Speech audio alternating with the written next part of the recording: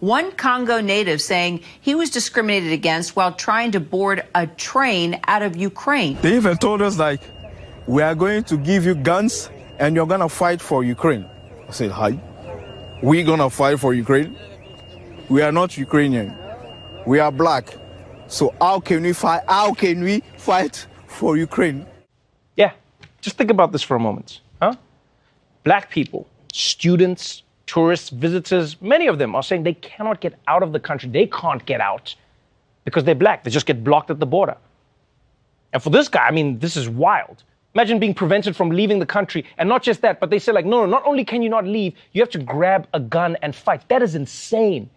People from other... Я высказал натовцам и американцам, и немцам, что вы нас не толкаете на военные действия. Иначе будет уж европейская точно, а может быть мировая война. Principle that as the dominant power in the Western Hemisphere, the United States has the right, according to the United States, to intervene against any country that might threaten our alleged interests. That's United States policy.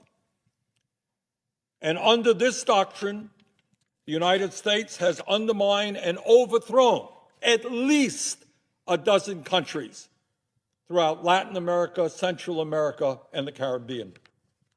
As many might recall, in 1962, we came to the brink of nuclear war with the Soviet Union.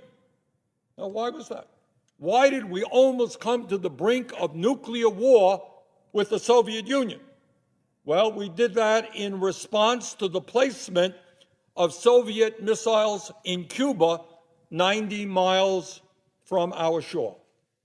And the Kennedy administration saw that as an unacceptable threat to national security. We said it is unacceptable for a hostile country to have a significant military presence 90 miles away from our shore.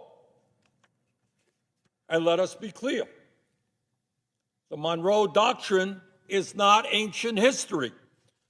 As recently as 2018, Donald Trump's Secretary of State, Rex Tillerson, called the Monroe Doctrine, quote, as relevant today as it was the day it was written, end quote. In 2019, former Trump National Security Advisor John Bolton declared, quote, the Monroe Doctrine is alive and well, end quote. To put it simply, even if Russia was not ruled by a corrupt, oligarchic, authoritarian leader like Vladimir Putin, Russia, like the United States, would still have an interest in the security policies of its neighbors. And I want people to think about this.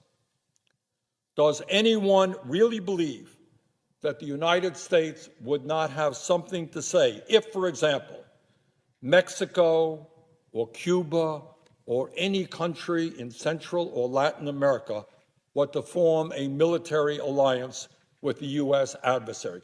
Do you think that members of Congress would stand up and say, well, you know, Mexico is an independent country. They have the right to do anything